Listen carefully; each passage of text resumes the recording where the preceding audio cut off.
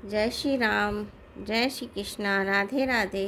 श्री जी channel में आप सभी श्रोताओं और सखियों का हार्दिक अभिनंदन है। कल हमने जाना था रामायण के माध्यम से कि कैसे जो है मंथरा एक अच्छी भली माँ को प्रभु श्री राम के विपरीत कर देती हैं, उनको विरोध में ला देती हैं।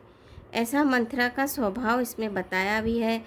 और रामानंद सागर जी ने जो रामायण बनाई थी उसने सभी में देखा था, सभी ने देखा ही होगा कि उन्होंने किस तरह से रामायण के सभी पात्रों को ऐसे चरित्रार्थ किया था कि उससे हम सभी ऐसा लगने लग गया था जैसे कोई हम बिल्कुल प्रभु श्री राम के ही युग में जीवन अपना जी रहे हों। बहुत ही सुंदर उन्होंने रामायण जो है बनाई थी। आप सभी भी ये बात जानते ही हैं कि किस तरह से मंथरा ने केकई को प्रभु श्री राम के विरुद्ध कर दिया और वो जो है जाकर रूठ गई और कोप भवन में काले कपड़े पहनकर जमीन पर लेटी हुई हैं। राजा दशरथ को जब ये सब पता चलता है तो वो कोप भवन में जाते हैं और उनको बोलते हैं कि हे सुंदरी, हे प्रिय, तो ऐसी कौन सी वस्तु है जो तुम्हें नहीं मिली और उसके लिए तुम यहाँ कोप भवन में आ गई हो। मुझे बताओ, ऐसी कौन सी चीज़ तुम पाना चाहती हो। मैं सब कुछ 100 राज्यों का जो है साम्राज्य तुम्हारे चरणों में लाके डाल सकता हूँ, यमराज को भी शिकस्त दे सकता हूँ। प्रभु श्री राम की 100 बार वो सौगंध खाते हैं कि ऐसा कौन सी ऐसी बात है जो मैं पूरी नहीं कर सकूँ, तुम मुझे बताओ तो सही। आगे चलते हैं। यह सुनी मन गुथी गुनी सपत बड़ी, बियसी उठी मति मंद, भूषण सजत बिलो की मृगु, मनहु की राति निफंद, सियापति रामचंद्र की जय। यह सुनकर और मन में राम जी की बड़ी सौगंध को विचार करके मंद बुद्धि केकई हंसती हुई उठी और गहने पहनने लगी, मानो कोई भीलनी मृग को देखकर फंदा तैयार कर रही हो। अपने जी में केकई को सूरत जानकर राजा दशरथ जी प्रेम से पुलकित होकर कोमल और सुंदर वाणी से फिर बोले, हे भामिनी, तेरा मन चीता हो गया। नगर में घर घर आनंद के बधावे बज रहे हैं। मैं कल ही राम को युवराज पर दे रहा हूँ, इसीलिए हे सुनयनी, तू मंगल साज सज। यह सुनते ही उसका कठोर हृदय दलक उठा, फटने लगा, मानो पका हुआ बाल तोड़ फोड़ा हो गया हो। ऐसी भारी पीड़ा को भी उसने हंसकर छिपा लिया, जैसे चोर की स्त्री प्रकट होकर नहीं रोती जिसमें उसका भेद न खुल जाए। राजा उसकी कपट चतुराई को नहीं लख रहे हैं, क्योंकि वह करोड़ों कुटिलों की शिरोमणि गुरु मंथरा की पढ़ाई हुई है। यद्यपि राजा नीति में निपुण है, परंतु त्रियाचरी तथा समुद्र है। फिर वह कपट युक्त प्रेम बढ़ाकर उसमें प्रेम दिखाकर नेत्र और मुंह मोड़कर हंसती हुई बोली, हे प्रियतम, आप मांग मांग तो कहा करते हैं, पर देते लेते कुछ भी नहीं। आपने 2 वरदान देने को कहा था, उनके भी मिलने में संदेह है। राजा ने हंसकर कहा कि अब मैं तुम्हारा मर्म मतलब समझा। मान करना तुम्हें परम प्रिय है। तुमने उन वरों को धाती धरोहर रखकर फिर कभी मांगा ही नहीं, और मेरा भूलने का स्वभाव होने से मुझे भी वो प्रसंग याद नहीं रहा। मुझे झूठ मूठ दोष मत दो, चाहे 2 के बदले 4 मांग लो। रघुकुल में सदा से यही रीति चली आई है, प्राण भले चले जाए पर वचन नहीं जाता। असत्य के समान पापों का समूह भी नहीं है। क्या करोड़ों घुघुंचियाँ मिलकर भी कहीं पहाड़ के समान हो सकती हैं? सत्य ही समस्त उत्तम सुकृतों पुण्यों की जड़ है। यह बात वेद पुराणों में प्रसिद्ध है और मनु जी ने भी यही कहा है। उस पर मेरे द्वारा श्री राम जी की शपथ करने में आ गई, मुंह से निकल पड़ी। श्री रघुनाथ जी मेरे सुकृत पुण्य और स्नेह की सीमा है। इस प्रकार बात पक्की करा के दुर्बुद्धि के कई हंसकर बोली, मानो उसने कुमत बुरे विचार रूपी दुष्ट पक्षी बाज को छोड़ने के लिए उसकी कुलई आँखों पर की टोपी खोल दी। राजा का मनोहर सुंदर वन है, सुख सुंदर पक्षियों का समुदाय है। उस पर भलिनी की तरह केकई अपना वचन रूपी भयंकर बात छोड़ना चाहती है। वह बोली, हे प्राण प्यारे, सुनिए, मेरे मन को भाने वाला एक वर तो दीजिए, भरत को राज तिलक, और हे नाथ, दूसरा वर भी मैं हाथ जोड़कर मांगती हूँ, मेरा मनोरथ पूरा कीजिए। तपस्वियों के वेश में विशेष उदासीन भाव से राज्य और कुटुंब आदि की ओर से भली भांति उदासीन होकर विरक्त मुनियों की भांति राम 14 वर्ष तक वन में निवास करे।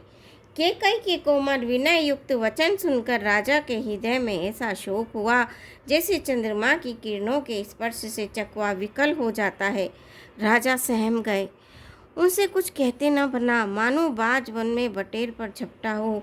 राजा का रंग बिल्कुल उड़ गया, मानो ताड़ के पेड़ को बिजली ने मारा हो। जैसे ताड़ के पेड़ पर बिजली गिरने से वह झुलसकर बदरंगा हो जाता है, वही हाल राजा का हुआ। माथे पर हाथ रखकर दोनों नेत्र बंद करके राजा ऐसे सोचने लगे मानो साक्षात सोच ही शरीर धारण करके सोच कर रहा हो। वे सोचते हैं, हाय मेरा मनोरथ रूपी कल्प वृक्ष फूल चुका था, परंतु फलते समय केकई ने हथिनी की तरह उसे जड़ समेत उखाड़ कर नष्ट कर डाला। केकई ने अयोध्या को उजाड़ कर रख दिया और विपत्ति की अचल सुदृढ़ नींव डाल दी। किस अवसर पर क्या हो गया? स्त्री का विश्वास करके मैं वैसे ही मारा गया जैसे योग की सिद्ध रूपी फल मिलने के समय योगी को अविद्या नष्ट कर देती है। इस प्रकार राजा मन ही मन खींच रहे हैं। राजा का ऐसा बुरा हाल देखकर दुबुद्धि केकई मन में बुरी तरह से क्रोधित हुई और बोली, क्या आप भरत के पुत्र नहीं हैं? क्या भरत आपके पुत्र नहीं है? क्या मुझे आप दाम देकर खरीद कर लाए हैं? क्या मैं आपकी विवाहिता पत्नी नहीं हूँ? जो मेरा वचन सुनते ही आपको बाण सा लगा, तो आप सोच समझकर बात क्यों नहीं कहते? उत्तर दीजिए, हाँ कीजिए, नहीं तो नहीं कर दीजिए। आप रघुवंश में सत्य प्रतिज्ञा वाले प्रसिद्ध हैं। आपने ही वर देने को कहा था, भले अब दे दीजिए, सत्य को छोड़ दीजिए और जगत में अपयश लीजिए। सत्य की बड़ी सराहना करके वन देने को कहा था, समझा था कि यह चबेना ही मांग लेगी।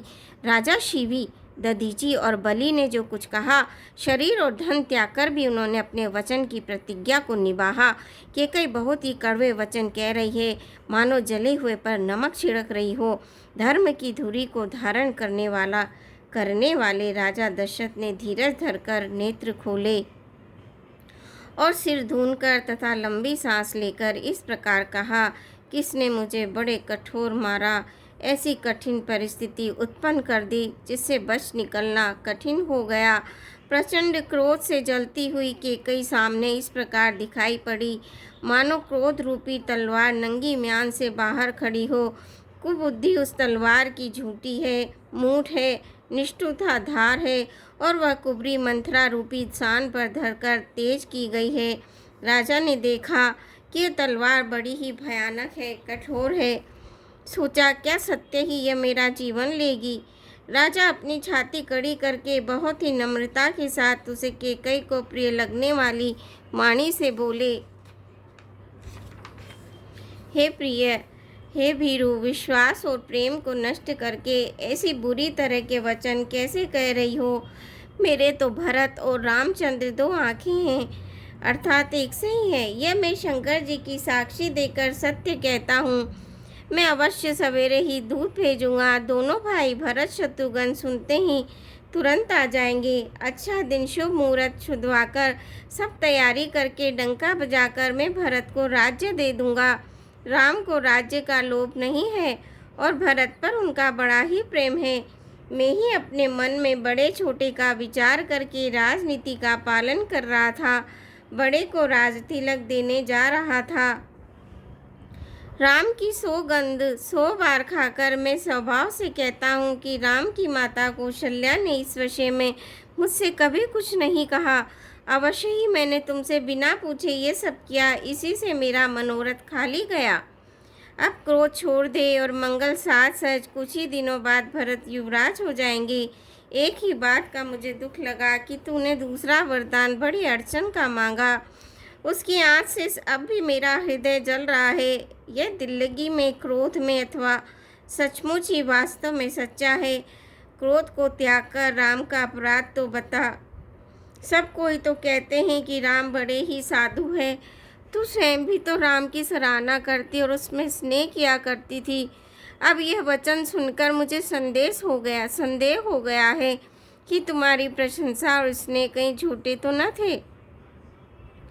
जिसका स्वभाव शत्रु को भी अनुकूल है, वह माता के प्रतिकूल आचरण क्यों करके करेगा। हे प्रिय, हंसी और क्रोध छोड़ दे और विवेक विचार कर वर मांग, जिससे अब मैं नेत्र भरकर भरत का राज्याभिषेक देख सकूं। मछली चाहे बिना पानी के जीती रहे और सांप भी चाहे बिना मणि के दीन दुखी होकर जीता रहे, परंतु मैं स्वभाव से कहता हूँ, मन में जरा भी छल रख कर नहीं कि मेरा जीवन राम के बिना नहीं है। हे चतुरप्रिय जी, में समझ देख, मेरा जीवन श्री राम के दर्शन के अधीन है। राजा के कोमल वचन सुनकर दुर्बुद्धि कैकई अत्यंत जल रही है, मानो अग्नि में घी की आहुतियाँ पड़ रही है। कैकई कहती है, आप करोड़ों उपाय क्यों न करें, यहाँ आपकी माया चालबाजी नहीं लगेगी। या तो मैंने जो मांगा है सो दीजिए, नहीं तो ना ही करके अपयश लीजिए। मुझे बहुत प्रपंच बखेड़े नहीं सुहाते। राम साधु है, आप सयाने साधु हैं और राम की माता भी भली है। मैंने सबको पहचान लिया है। कौशल्या ने मेरा जैसा भला चाहा है, मैं भी साका करके याद रखने योग्य उन्हें वैसा ही फल दूंगी। होत प्रात मुनिवेश धरी, जोन राम बन जाही। मोर मरन राउर अजस नप समुझई मन माही। सियापति रामचंद्र की जय, पवन पुत हनुमान की जय। मंगल भवनिया मंगल हारी, दबऊ सुदशरथ अजर बिहारी। दीन दयाल विरद संभारी, हरऊ नाथ मम संकट भारी। श्रोताओं, आज के लिए बस इतना ही। कल आपसे फिर भेंट होगी। आज्ञा दीजिए। जय श्री राम।